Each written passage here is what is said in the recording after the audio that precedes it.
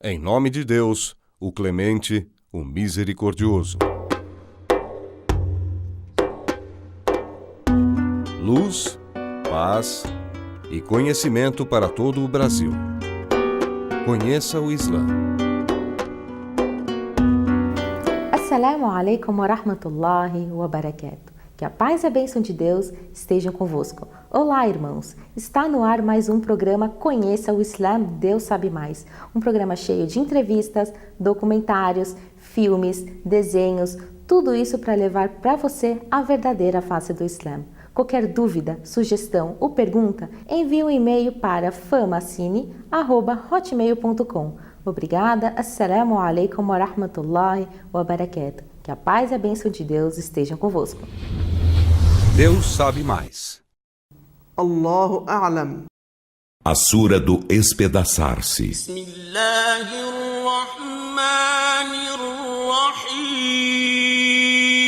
Em nome de Alá, o Misericordioso, o Misericordiador.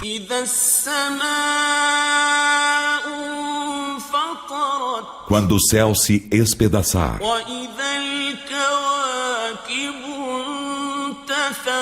e quando os astros se dispersarem, e quando os mares forem abertos mesclando-se, e quando os sepulcros forem revolvidos,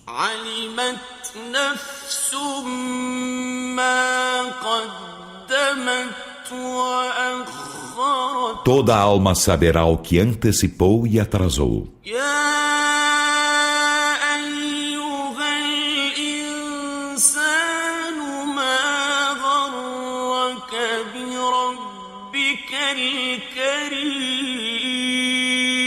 Ó ser humano, o que te ilude quanto a teu Senhor, o generoso,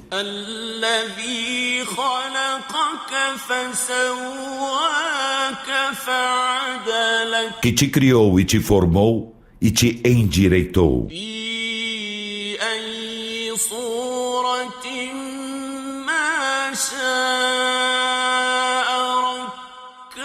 na forma que Ele quis, Ele te compôs.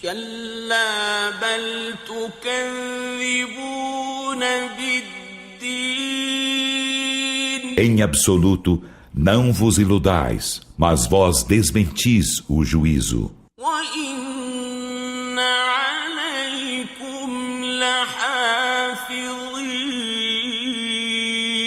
E por certo há sobre vós anjos custódios,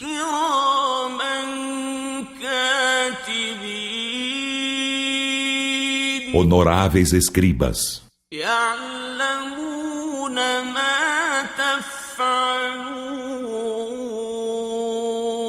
Eles sabem o que fazeis.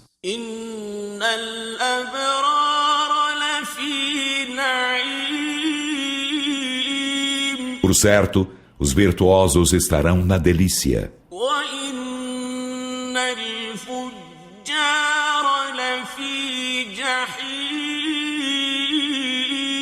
E por certo, os ímpios estarão no inferno.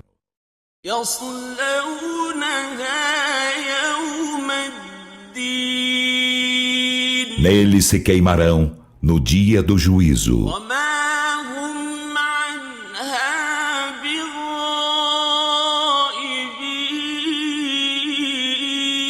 E dele nunca estarão ausentes.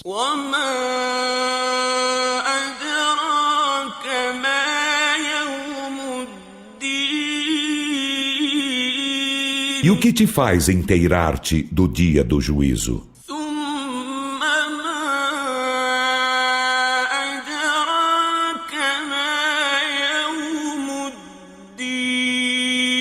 Mais uma vez, o que te faz inteirar-te do dia do juízo?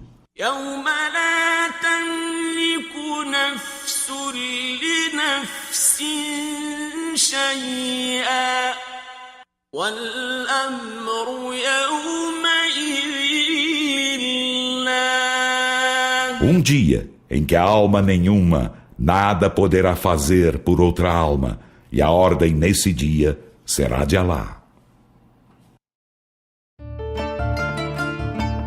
Conheça o Islã.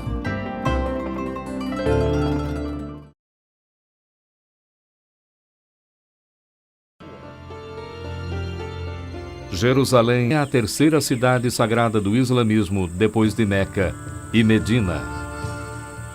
Na tradição islâmica, Maomé, durante uma de suas revelações, foi transportado de Meca a Jerusalém em uma criatura chamada Barak.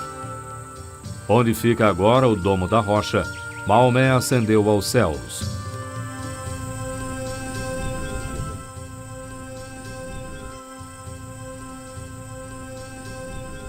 Naquele momento, foi dado a ele uma visão beatífica, em que ele viu tudo o que havia acontecido no passado e tudo o que aconteceria no futuro. E nisso ele se encontra com Jesus e Moisés. Então, tudo isso o liga novamente a Jerusalém, à tradição bíblica. E é claro que ele volta a Meca. Foi como se o tempo não houvesse passado.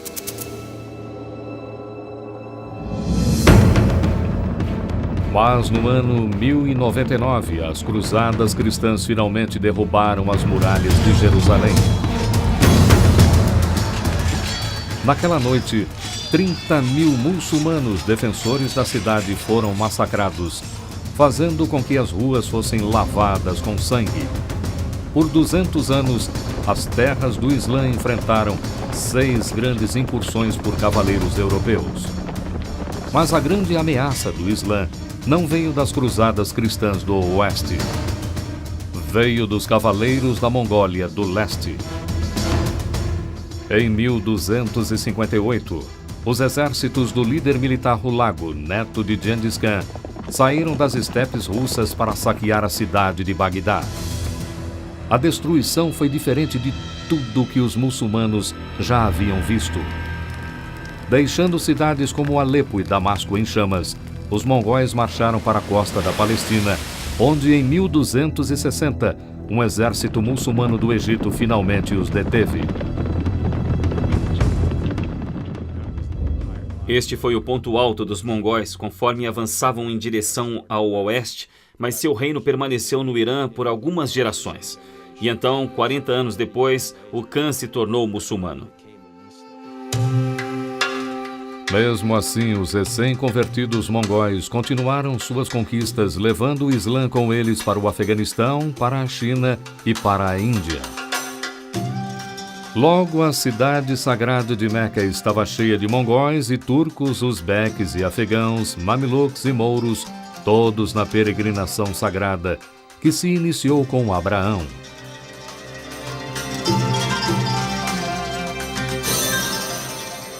É o último dos 5 pilares do Islã. A jornada a Meca é conhecida como Hajj. Hajj é uma experiência muito única. É uma jornada para Deus. Você está indo para Deus, indo à casa dele. É necessário que todos os muçulmanos façam a viagem pelo menos uma vez na vida. Isto é, se estiverem física e financeiramente aptos a ir. A Hajj, para mim, foi uma grande ascensão espiritual. Eu passei por algo que me tornou mais atento à vida séria que eu aceitei, a vida de muçulmano. Existem 2 formas de peregrinação. A Umrah é a menor peregrinação, feita sozinho ou em pequenos grupos, em qualquer momento do ano. A maior peregrinação, o Hajj, sempre começa no 8º dia do Dhul Hijjah, o 12º mês do calendário lunar islâmico. Quase 2 milhões de muçulmanos participam. Uma semana antes do Hajj, os peregrinos vão à Arábia Saudita, ansiosos para se juntar ao ritual mais sagrado do Islã. Quando fazemos a Hajj, chegamos a certo lugar, Miqat, antes de Meca, onde você tem que vestir o traje de quem está na Hajj, que consiste em 2 peças não costuradas, chamadas de Ihram de Haram, que é sagrado. A partir desse momento, você está se devotando a Deus. Não há barreiras quando você está na Hajj, não há barreiras. Você não tem como dizer quem faz o que para sobreviver, quem é rico, quem é pobre, quem dirige uma Mercedes, quem dirige uma Toyota e etc. Isso é lindo. Na chegada a Meca, um ritual de purificação chamado de ablução prepara os fiéis para a primeira estação no caminho da peregrinação, a Kaaba. A casa de Deus fica no meio, o que é o centro da nossa vida. E ficar dando círculos em volta dela significa que Deus é o centro, o eixo de nossas vidas.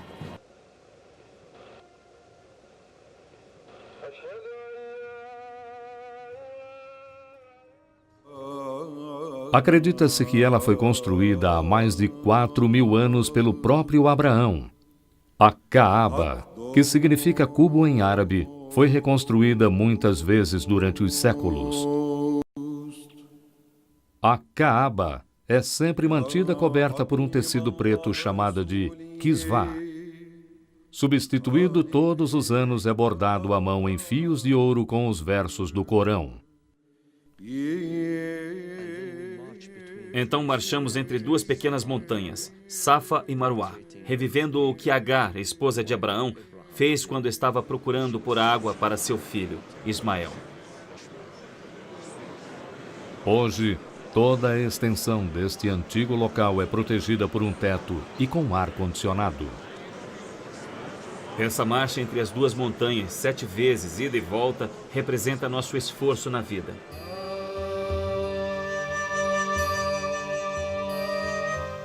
Na manhã seguinte, 2 milhões de peregrinos descem para a planície de Arafá, a 11 quilômetros da cidade de Meca. Aqui, os muçulmanos passam todo o dia e boa parte da noite seguinte em oração e meditação silenciosas. Nós ficamos um dia inteiro no deserto sem nada com a gente, assim como quando nascemos. Não tínhamos nada. Deixamos tudo para trás. Homens, mulheres, negros, brancos, vermelhos, todos os idiomas. Imagine 2 milhões de pessoas.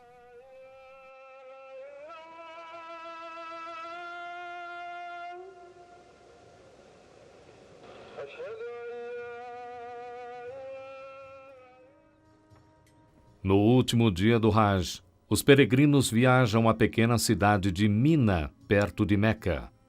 Aqui eles param para lançar 7 pequenas pedras em um pilar de granito. Elas simbolizam o apedrejamento do demônio e a rejeição do pecado. Se alguém faz a peregrinação correta e sinceramente, então os pecados são perdoados. Conheça o Islã.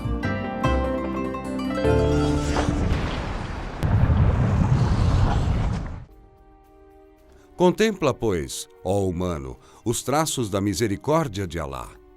Como vivifica a terra depois de esta haver sido árida. Em verdade, este é o mesmo ressuscitador dos mortos, porque ele é onipotente. O sono por si só é um sinal claro da ressurreição.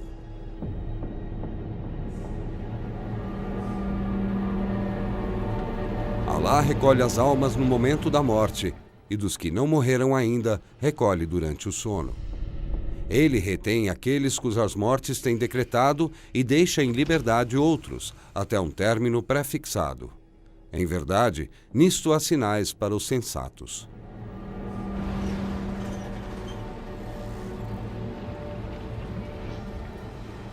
Não reparam, acaso, em que Alá, que criou os céus e a terra, sem se esforçar, é capaz de ressuscitar os mortos?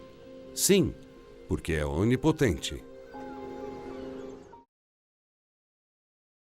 Assalamu alaikum wa rahmatullahi wa barakatuh.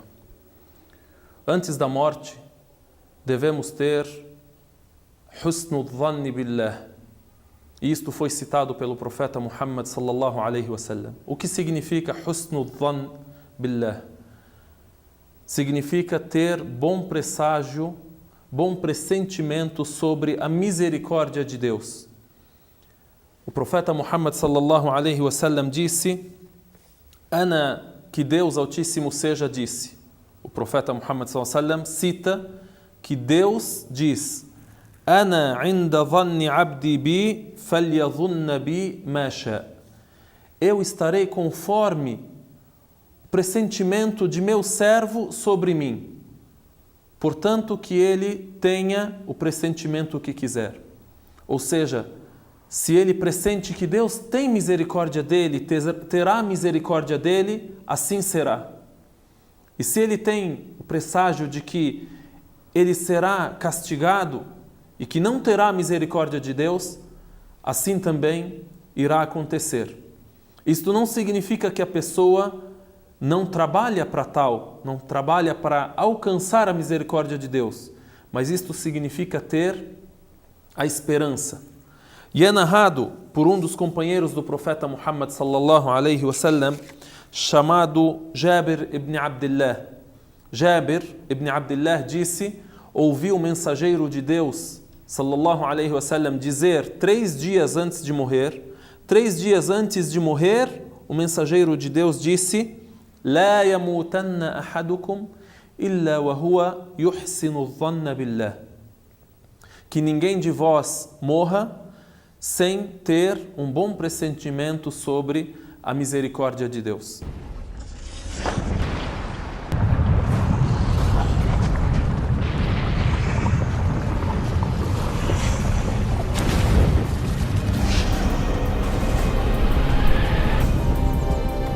Dia do ajuste de contas.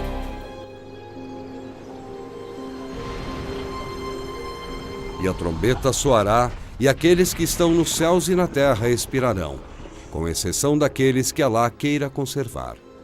Logo soará pela segunda vez, e ei-los ressuscitados, pasmados.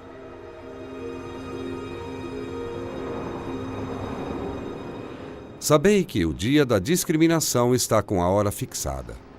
Será o dia em que a trombeta soará e em que comparecereis em grupos, e se abrirá o céu e terá muitas portas.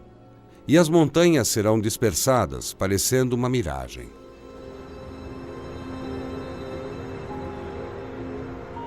Sairão dos sepulcros com os olhos humilhados, como se fossem uma nuvem de gafanhotos dispersa. Dirigindo-se rapidamente até o convocador, os incrédulos dirão: este é um dia difícil.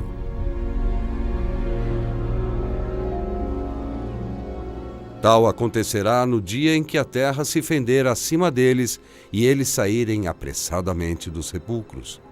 Isso será a congregação fácil para nós. E a trombeta será soada, e ei-los que sairão dos seus sepulcros e se apressarão para o seu Senhor. Dirão: ai de nós! Quem nos despertou do nosso repouso? Se lhes há respondido: isso foi o que prometeu o Clemente, e os mensageiros disseram a verdade. Bastará um só toque de trombeta, e eis que todos comparecerão ante nós.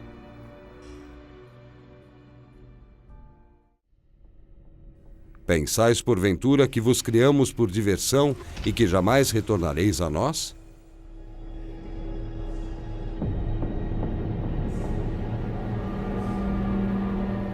Nesse dia, os homens comparecerão em massa para que lhes sejam mostradas as suas obras. Nesse dia seguirão um arauto, do qual não poderão afastar-se. As vozes humilhar-se-ão ante o Clemente, e tu não ouvirás mais do que sussurros.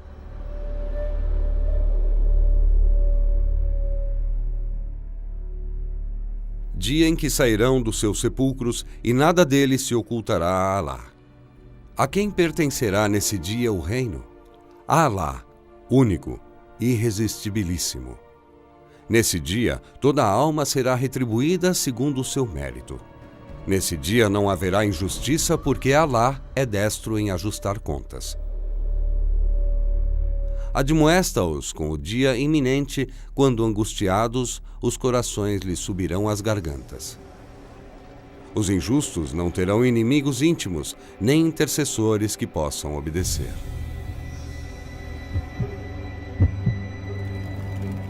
Serão desventurados aqueles que desmentirem o comparecimento ante Alá, apenas se apercebendo da realidade, quando a morte os surpreender repentinamente. Gritarão: ai de nós por termos negligenciado. Porém, carregarão seus fardos às costas. Que péssimo será o que carregarão. Então serão apresentados em filas ante o seu Senhor, que lhes dirá: agora compareceis ante nós, tal como vos criamos pela primeira vez, embora pretendesseis que jamais vos fixaríamos este comparecimento.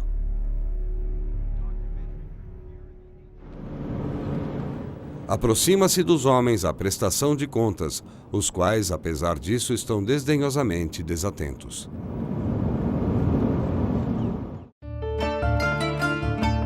Conheça o Islã. E agora, vamos responder as perguntas enviadas pelos nossos telespectadores, sob supervisão dos teólogos islâmicos do Brasil. Respondendo às perguntas. 4 homens?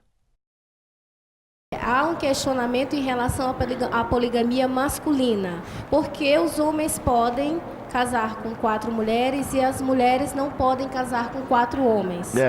Bom, esse questionamento existe, mas veja que durante a história, a natureza do ser humano, do homem, é ser poligâmico. Da mulher, não. Se um homem ele tem 4 esposas, vamos ver que as 4 esposas podem ficar grávidas dele no mesmo ano. E se uma mulher tem 4 esposas, 4 maridos, Deus o livre? Como é que ela vai ficar grávida?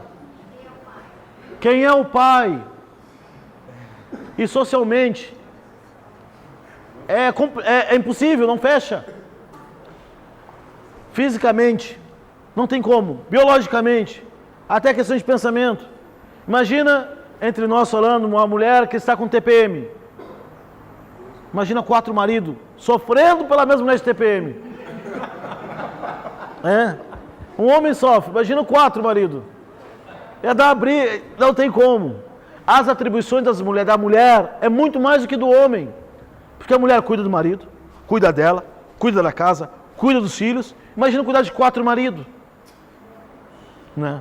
Mas um homem consegue sustentar, trabalhar, tem condições de manter 4 famílias. Levando em consideração que na época da poligamia era aceita na sociedade, guerras muito mais constantes que hoje, eram os homens que iam para as batalhas e não as mulheres. Índice de mortalidade exaltos. Filhos, órfãos, quem é que daria assistência a essas mulheres? Aí a poligamia é a salvação. Agora, se fosse o contrário, mulher tem 3 maridos, os 3 vão para a guerra, e aí? Um tem que ficar, vai vocês 2 aí para a guerra, eu quero ficar. Não, vai você, não tem como. Não tem como. E o trabalho, tira no palitinho, vão disputa, como é que vai fazer? Não. Então não tem como a mulher ter mais de um marido. A natalidade também, o homem poderia ter, tecnicamente, 4 filhos por ano. E a mulher? 1. E de quem? Olha a briga. Não. E depois também questão do divórcio, tem regras religiosas islâmicas em relação ao divórcio. Não é? É o homem que dá o divórcio. Se a mulher tem 4 maridos, o homem fala para a mulher: você está divorciada? Ou ela vai ter que falar para ele: você que está divorciado? A mulher vai ter que falar para ele. É o contrário. Então tem várias coisas que impedem a mulher ter mais de um marido. Não é? E são todas lógicas. Não estou falando da questão religiosa. Questão religiosa é que Deus disse que o homem pode se preencher esses requisitos, que são vários. E depende de sociedade para sociedade. Os direitos da mulher. Ela é submissa, e a quem ela é submissa? Ao marido? Sim. A mulher, ela tem direitos, sem dúvida. Esses direitos foram estabelecidos por Deus no Alcorão. A mulher no Islã, ela tem direito a estudar, a trabalhar. A mulher tem o direito de estudar, trabalhar, escolher o seu marido. Escolher se quer divorciar também. Ela tem os direitos. Esses direitos não são constituídos na lei. Não são direitos porque está na lei. É porque Deus disse também que é permitido. Que é um direito. Por exemplo, na religião islâmica, a mulher não é obrigada a trabalhar para sustentar a família. Apesar que nossa sociedade exige que a mulher trabalhe, que a mãe trabalhe. Mas no Islã, se formos seguir o Islã à risca, como é, o que a mulher trabalha, o salário da mulher é só dela, não é do homem. A mulher ela pode fazer a bondade de compartilhar, mas direito é dela. A mulher tem direito. Deus disse, isso não pode ser ultrapassado, esses direitos. Não pode ser desrespeitados, porque ele não está comprando briga com a lei brasileira, está comprando briga com Deus. Mas por que acontece essa confusão? Porque a mídia tende, os setores da mídia tendem a generalizar o que acontece em algumas sociedades muçulmanas. E ela é submissa, não é submissa ao marido, é submissa a Deus. O homem também não é submisso à mulher, e nem às leis, é submisso a Deus, à vontade de Deus. O homem, quando segue o islamismo da forma correta, a pessoa mais feliz é a sua esposa. E a esposa, quando segue o Islã corretamente, a pessoa mais feliz é o marido. Né? É isto. E Deus sabe mais. E assalamu alaikum wa rahmatullahi wa barakatuh.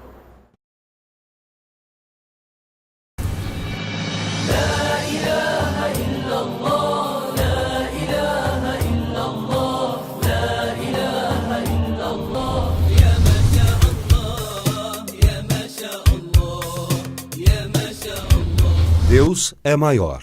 Allahu Akbar. Chegamos ao final de mais um programa Conheça o Islã. Conheça uma mesquita, conheça o Alcorão e saiba que o Islã é mais que uma religião, é um sistema de vida. Porque o islamismo não é terrorismo. Que a paz de Deus esteja convosco. Assalamu alaikum.